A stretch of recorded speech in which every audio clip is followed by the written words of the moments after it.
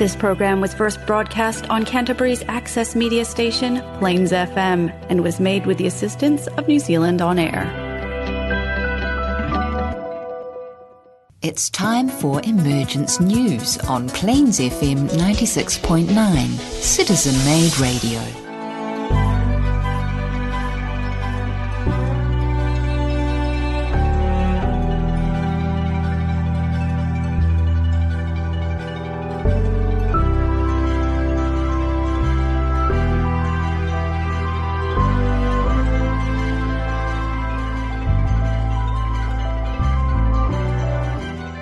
Welcome to Emergence News. It's our pleasure to be with you on this program.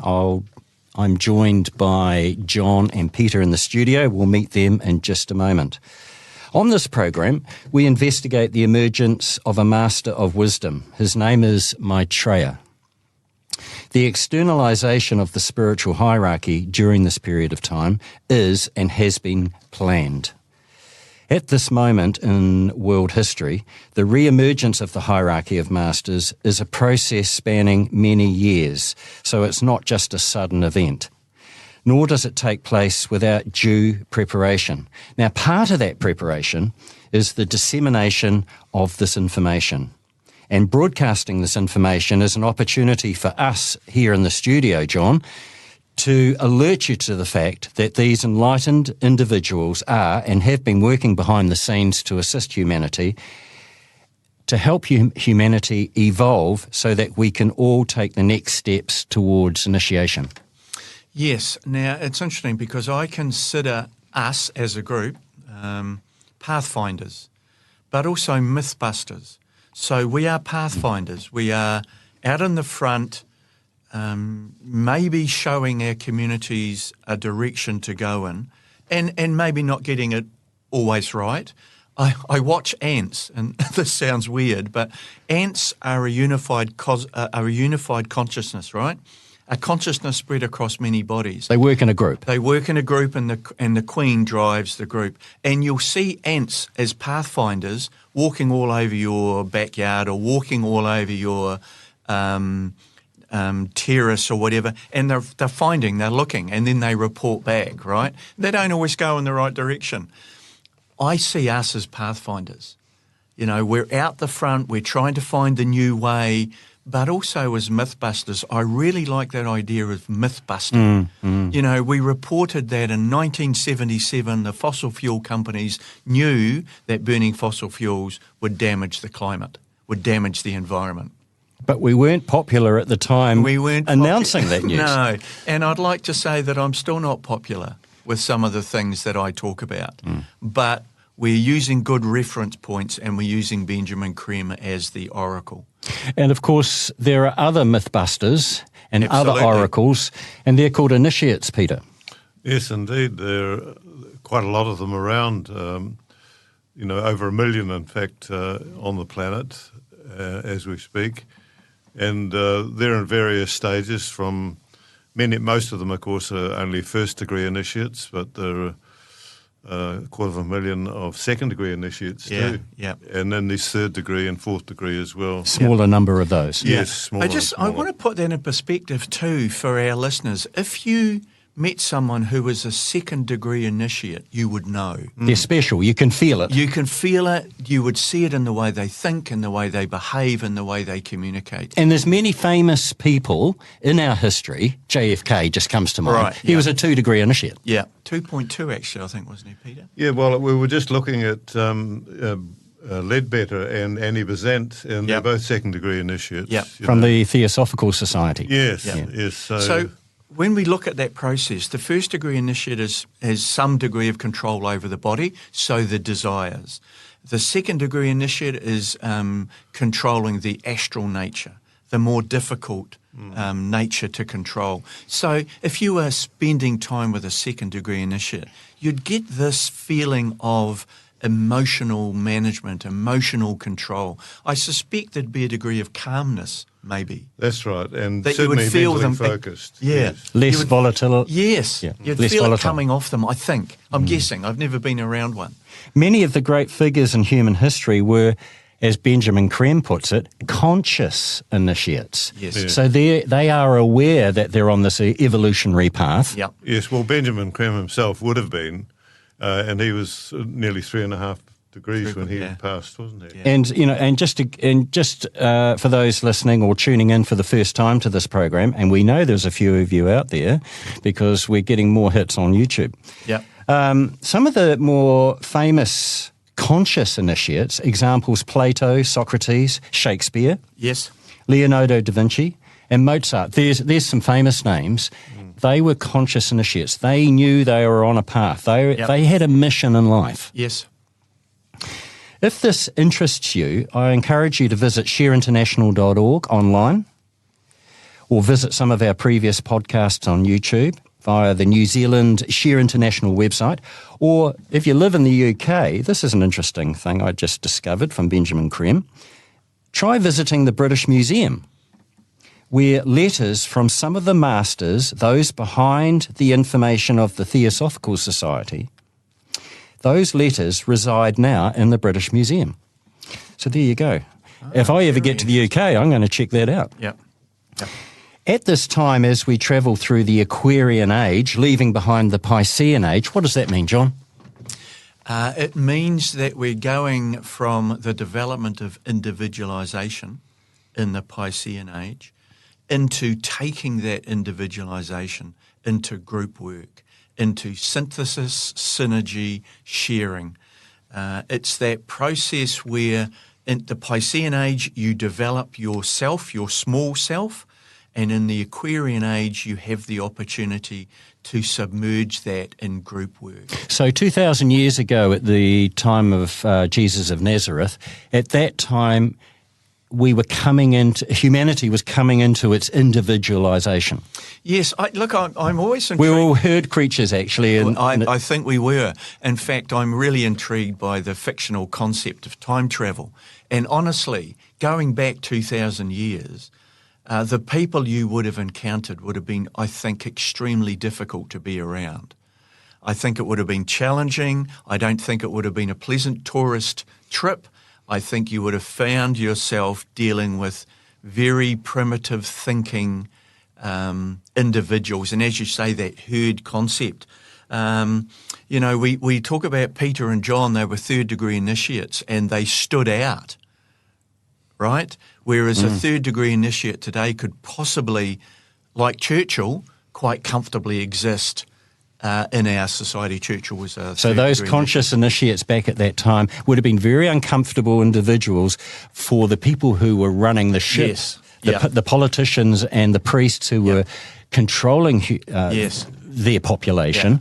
The likes of Jesus and his disciples, they would not have been popular with the hierarchy or the local councillors, so to speak. And I think they would have found life among the population difficult because they were evolved and the vast majority of humanity was not. And even though we can look around our planet now and go, goodness gracious, where's the evolution? I think in the last 2,000 years there has been quite a bit. Time travel does not appeal to me at all. And I certainly don't want to go into the future because I'll be the peasant in the future, right? Well, you can be a pleasant peasant. I mean, I'm a peasant now, but don't put me 2,000 years into the future. You've been there, you've had that experience, let's move on. Now, the masters, they're ready to return with their leader, the master of all the masters, the world teacher, the one known in the West as the Christ. Now, let's do some myth busting here. The Christ, Peter, it's not one single person, is it? It's actually a position amongst the hierarchy. That's right. He's like the headmaster. He was overshadowed his disciple Jesus there for the last 3 years of Jesus' life, and virtually brought through the Christ energy. That's basically what he was doing. So the Maitreya, the world teacher, who has been working on the higher mental planes for thousands of years, that's an interesting point, isn't it? That these masters have been working on the higher planes, the higher mental planes, for thousands of years. They have each reached a point where they, the master, has reached a point in their evolutionary development, and that necessitates that they now reenact physical plane life experience in group formation. Mm-hmm. And that, John, is the essence of the Aquarian age we're moving into. Yeah, very much. Yep.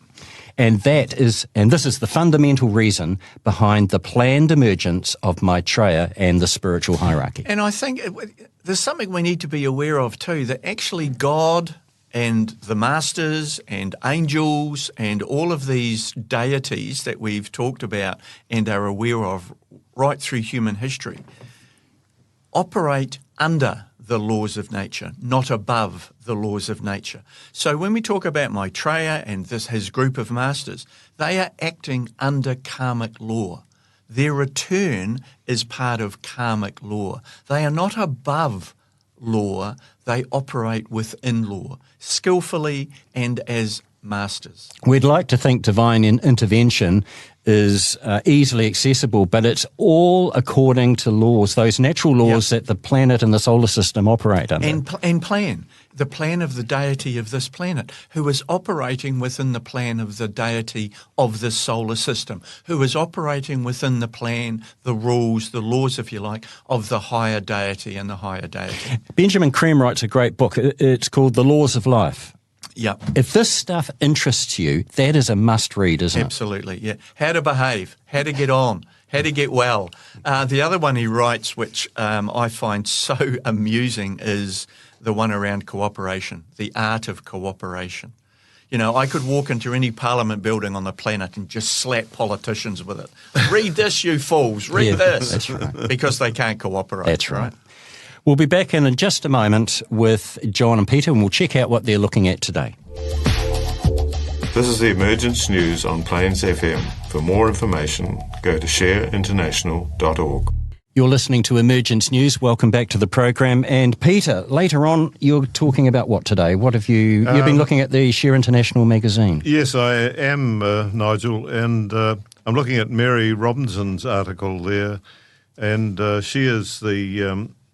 She's not only the ex-Prime Minister of Ireland, but she is the chair of the Elders, and the Elders was started by our South African friend from years ago. Was it Mandela? Nelson Mandela.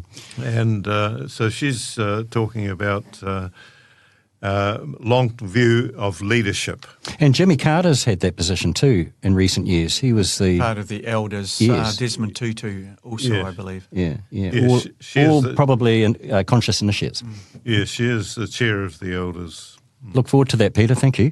And John, what are you up to today? I'm going to continue my investigation of divas and or angels, and I found some question and answers that Benjamin Creme went through a number of years ago around the divic or angel evolution on this planet. And if you were listening to our previous program, you mentioned this very subject. Look, go for it, John. Okay, so let me just kind of bring everybody up to date. I've got my glorious glossary of esoteric terms in front of me, and once again, I just want to say to our listeners, if you're picking up a new topic, you need to pick up the language.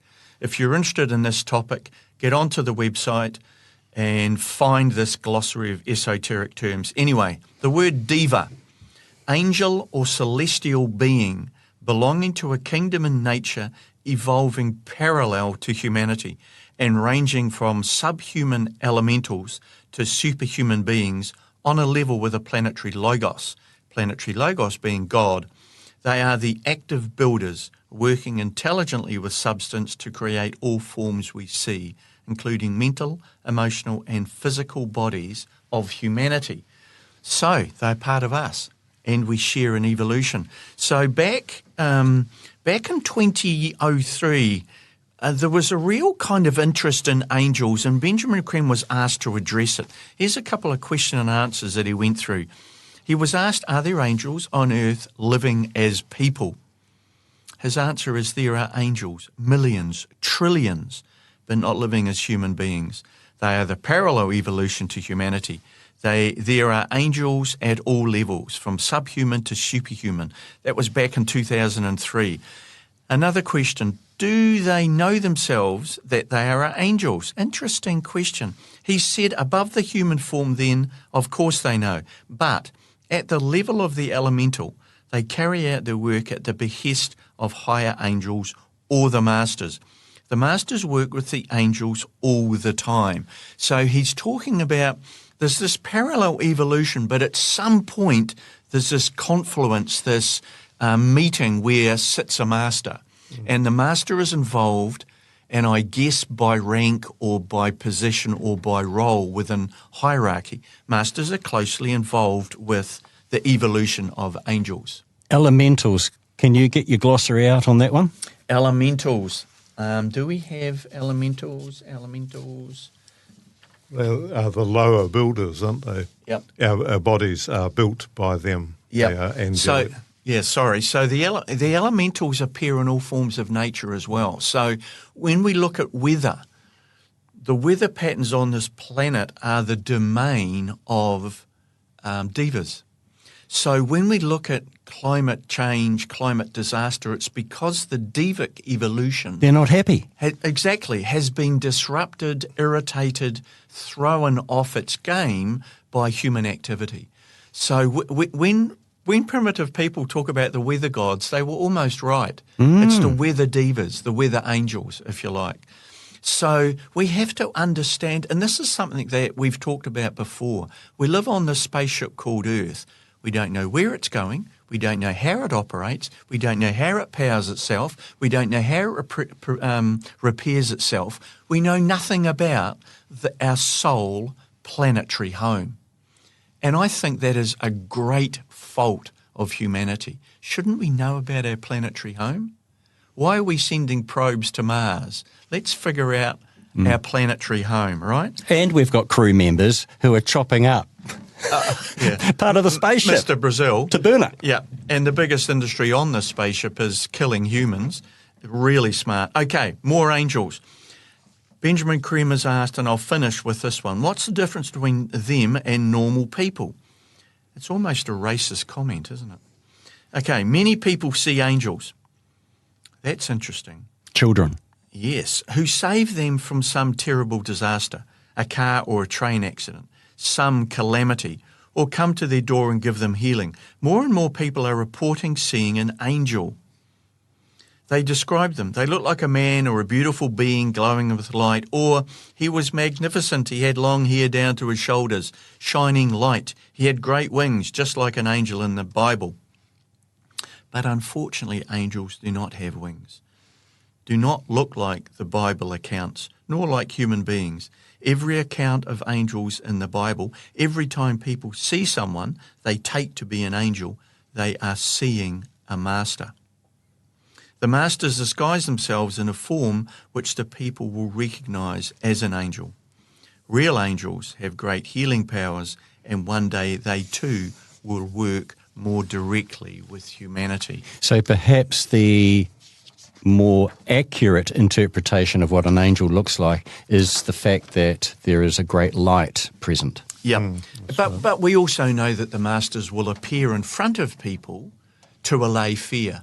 So they will appear in front of humans in a form that they recognise. Comfortable with. That they're comfortable with, yeah. And isn't that a lesson for all of us, really, to appear in front of your peers in a way that doesn't frighten them?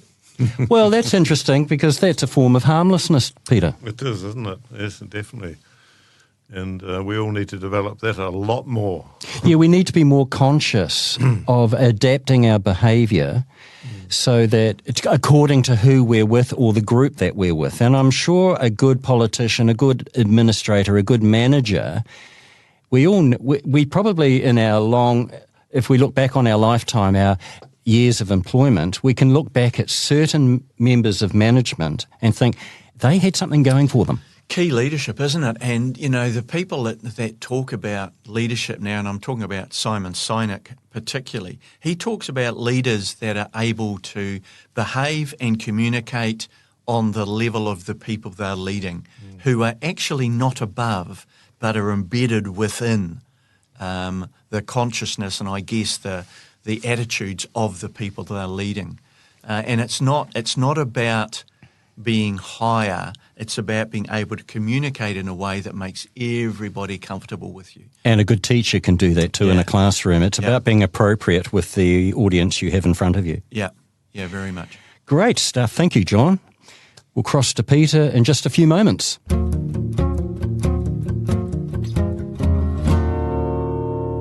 You are listening to Emergence News. Gosh, we're talking interesting topics today, John. Angels, divas, elementals, that glossary of terms. It's the usage of that glossary of terms, eh? It's a good tool, isn't it? It's actually making me sound good. That's what I like about it. It's making me sound as I know what I'm talking about. That's what it's all about. Everybody needs a glossary. Over to you, Peter. Okay. Well, Mary Robinson, who is the chair of the Elders, started by Nelson Mandela. A new year offers the promise of a new start. Our world sorely needs a change of direction after the death and destruction, failures of leadership seen in the closing months of 2023. As I write, the war in Gaza continues, with Palestinian civilians paying as an unconscionable price, and Israeli citizens feeling no safer than they did before 7th of October. Israel's military assault has not defeated Hamas. President Biden's continued support for the indiscriminate Israel bombing of Gaza is losing him respect all over the world, with potentially damaging consequences for multilateral cooperation on other conflicts and essential threats facing humanity. United States of America, as Israel's chief political and military ally, has a critical responsibility to insist on restraint, diplomacy, and the need for a two-state solution. But President Biden's continuing support for Israel's actions is also making the world less safe. The United Nations Security Council less effective, and US leadership less respected. In 2024, it is high time to stop the killing and negotiate a peaceful end to this conflict.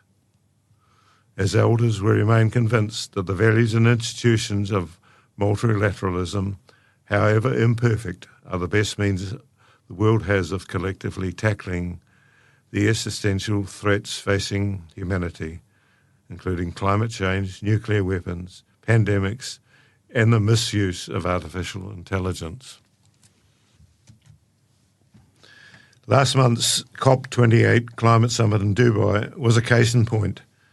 At its heart, the COP process requires all nations to collaborate and leaders take a long view and act on what matters most. For all its flaws, the legitimate concerns about how the UAE presidency handled proceedings, COP28 did finally acknowledge that the fossil fuel era must come to an end. Looking ahead, we now urge all leaders in politics, business and civil society to accelerate the inevitable and show the necessary ambition to deliver climate justice for current and future generations. All this information can be found on the Share International website, www.share-international.org, and also don't forget the podcasts, which are available on the Plains FM website. We welcome your comments, questions and feedback. Please contact us at emergencenews@gmail.com.